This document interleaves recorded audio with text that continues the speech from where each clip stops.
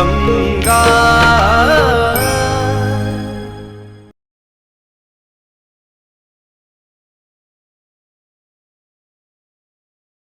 आज से तुम इस हवेली की मेहमान हो।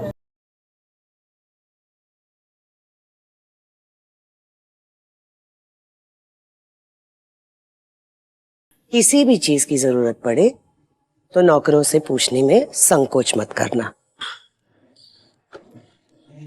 मेहमानों की खातिरदारी करना इस हवेली की परंपरा है।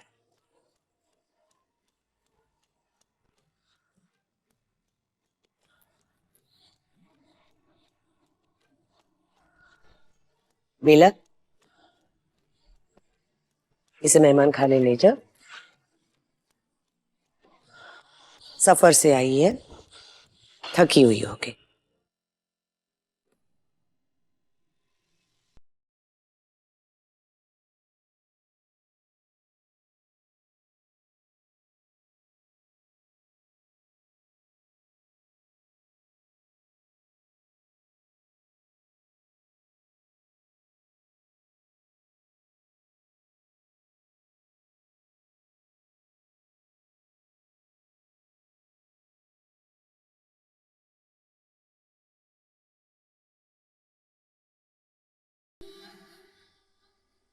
सुनो,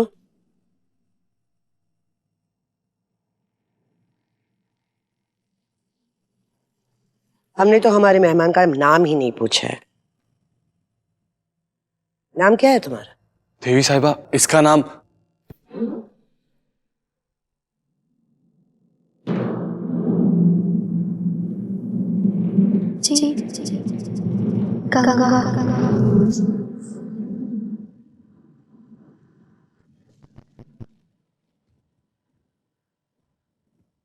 सुंदर नाम है। जाओ, आराम करो।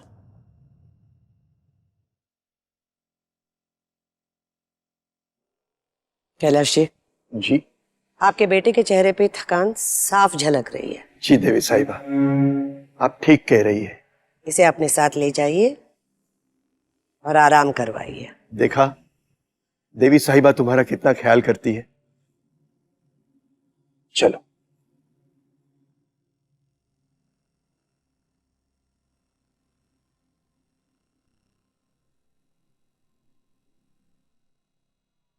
आइए गंगा जी।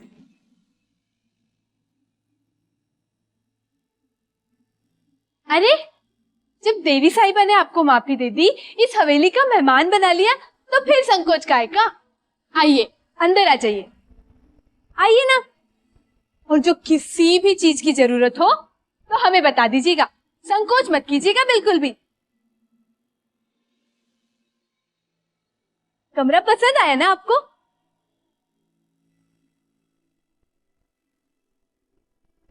हमें तो आप बहुत बड़ी हस्ती मालूम होती है गंगा जी, तभी तो बस एक फोन आया और देवी साहिबा ने अपना फैसला बदल दिया। किसका फोन आया था देवी साहिबा, जो आपने इतने बड़े अपमान को भुला दिया? हमें भी तो बताइए। बताइए ना देवी साहिबा।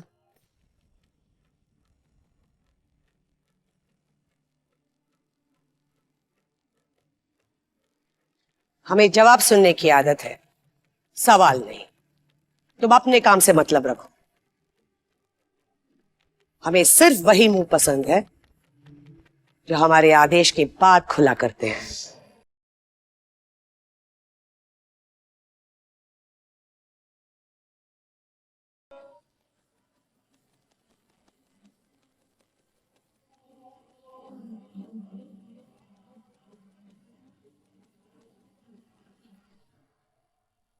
दीदी, जब देवी साहिबा को पसंद नहीं है तो आप उनके मामले में क्यों बोलती हैं? क्योंकि इस घर में क्या हो रहा है ये मुझे भी पता होना चाहिए। भगवान जाने उस लड़की से कौन से पुराने तार जुड़ गए जो देवी साहिबा ने उसे सजा की जगह हमारे घर में मेहमान बना दिया। दीदी, दिल पे मत लीजिए। हमें क्या, वो चाहे किसी को भी मेहमान बनाए या भगवान, हमें इन बच्चों से क्या लेना देना। नहीं वैदी, तुम समझ नहीं रही हो। पहली बार देवी साहिबा के हाथों किसी को सजा से बचते देखा है।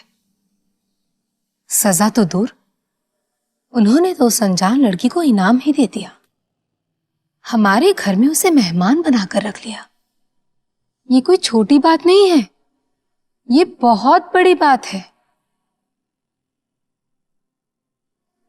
और इस बड़ी बात की तह तक मैं जाकर रहूंगी। गंगा जी, हमारे हिसाब से तो ये कपड़े आपको आ जाएंगे, देखिए तो जरा। हम ये कपड़े। अरे अब आप संकोच काहे कर रही हैं? आप इस हवेली की मेहमान हैं।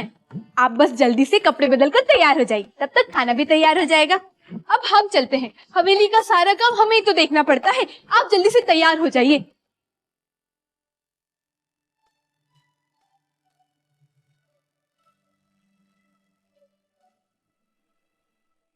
अरे शिव बेटे, तुम समझते क्यों नहीं हो? किसी के घर की लड़की को क्या इस तरह उठा के ले आते? भाऊजी, उठाकर नहीं, बचाकर। अब यही काम रह गया है तुम्हारे लिए? दुनिया भर की लड़कियों को बचाने का क्या ठेका ले रखा है तुमने? भाऊजी, मेरा बस चले ना तो मैं दुनिया की हर जरूरतमंद लड़की की मदद करूंगा, जिसे भी मेरे मदद की जरूरत है। और आप ये लड़की लड़की क्या कह रहे हैं? लड़का हो या लड़की, आखिर है तो इंसान ही ना। और इंसान की मदद करना इंसानियत है, उससे मैं मुंह नहीं मोड़ सकता। हाँ, आखिर तुम ही तो एक इंसान हो, हम तो पशु हैं, जानवर हैं, चौपाए हैं। अरे बेटा, किसी भी घर की लड़की के परिवार वालों की मर्जी के खिलाफ उसे उठा के भगा ले जाना कानून की नजरों में अपराध है। कानून की समझ मुझे भी है बाबूजी, और मैंने कोई गैर कानूनी काम तो किया नहीं है ना। लेकिन उसे उठा के तो लाए हो ना यहाँ पे।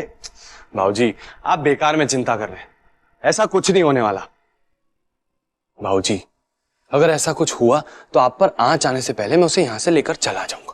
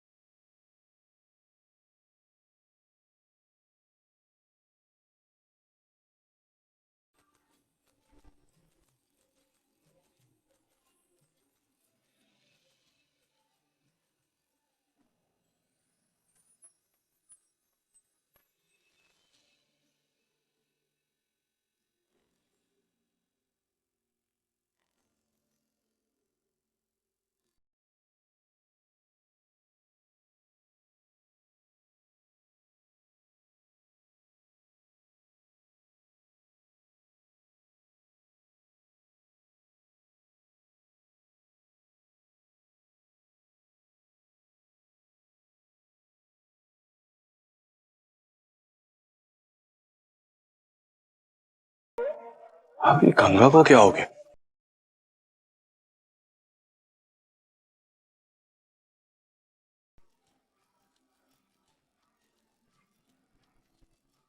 गंगा,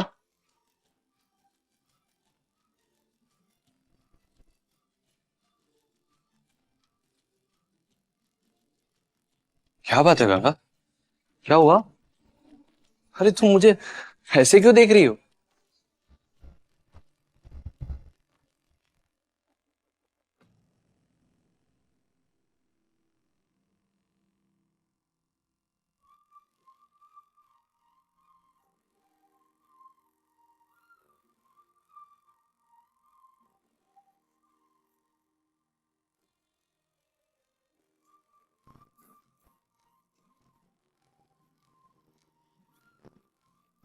अरे वाह, तुम तो परियों जैसी सुंदर लग रही हो। खूबसूरत तो तुम पहले से ही थी, अब और रूप निखर आया है। तभी तो हम सोचे शिव की नजरें हट क्यों नहीं रही हैं? अभी क्यों, ऐसा नहीं लग रहा है कि गंगा का रूप और निखर आया है? भाभी, आप मुझसे क्या पूछ रही हैं? मुझे कहाँ कोई खूबसूरती का ज्ञान है। ठीक है, वो तो आपके चेहरे को देखकर पता ही चल रहा है देवर जी। क्यों गंगा?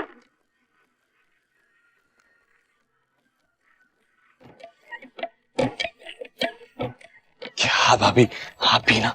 क्या भाभी क्या? ये बता, क्या चक्कर है? भाभी ऐसी कोई बात नहीं, कोई चक्कर वक्कर नहीं। और अगर होता तो मैं सबसे पहले आपको बताता ना। सच कह रहे हैं? आज तक आपसे कुछ छुपाया है? अगर कोई चक्कर नहीं है तो घन चक्कर बना यहाँ क्यों खड़ा है? जाकर आरती की तैयारी करो। वही तो बोलने आया था, जा रहा हूं। गंगा,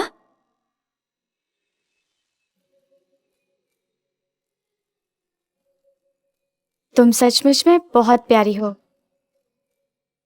तभी तो पहली नजर में हमें भा गई थी। इसीलिए तो खुद को रोक नहीं पाए और तुम्हारे लिए चूड़ियां लाए हैं। इन्हें पहन लो।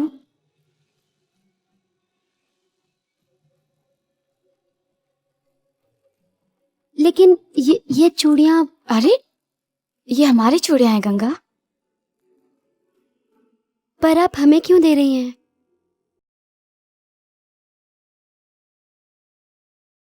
चूड़ियों का काम होता है हाथों में सजना।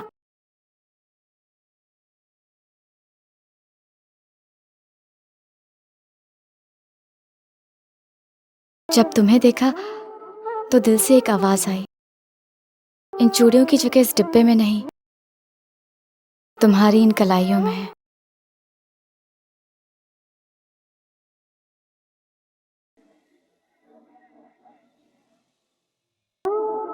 इन्हें पहन लो।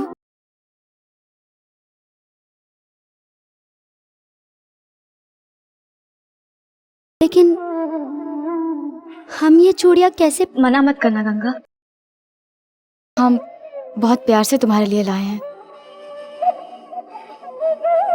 अगर तुम्हारा मन करे तो इन्हें पहन लेना, हमें अच्छा लगेगा।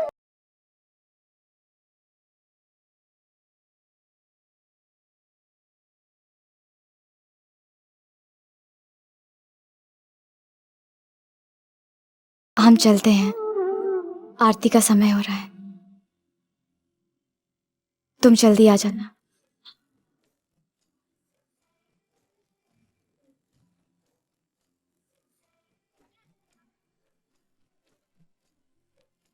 गंगा, आते वक्त सारी खिड़कियां बंद कर देना। जी।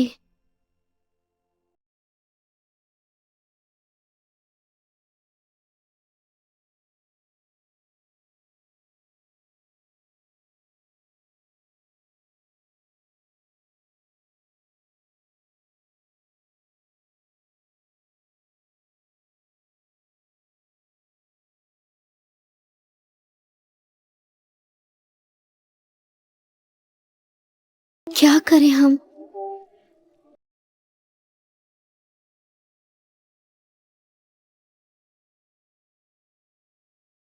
पहन लो। शिव, आया भाभी।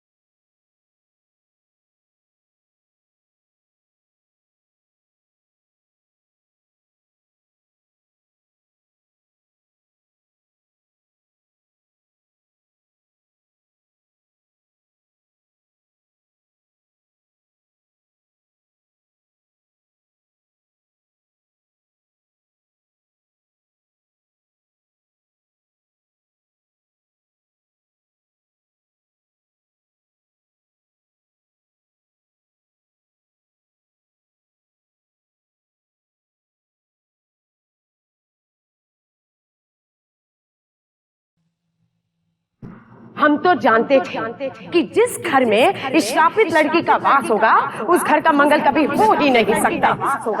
उस घर का मंगल कभी हो ही नहीं सकता। जाने कौन से जन्म का पाप था जो ये श्रापित लड़की हमारे गले पड़ गई, जो ये श्रापित लड़की हमारे गले पड़ गई।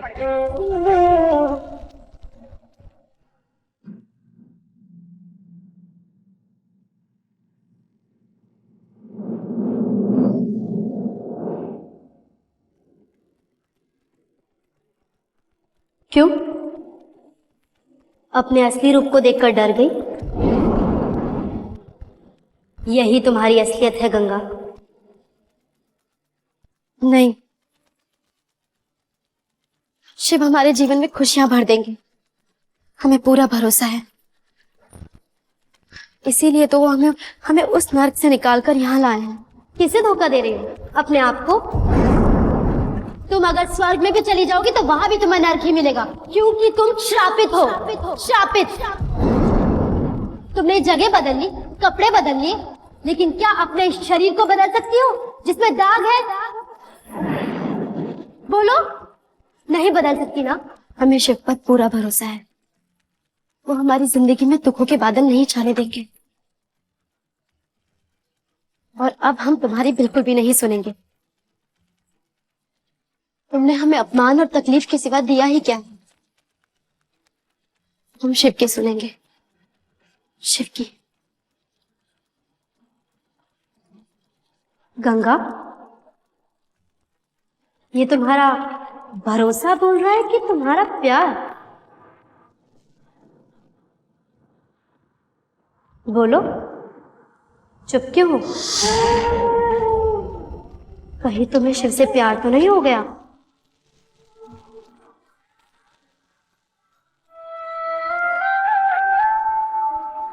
अगर ऐसा है तो बहुत गलत है गंगा। चलो मान लिया शिव ने तुम्हारे लिए बहुत कुछ किया है और बहुत कुछ करेगा भी, लेकिन उसके एहसानों का बदला तुम इस तरह चुकाओगी? हाँ बोलो, उसकी जिंदगी को दुखों से भरकर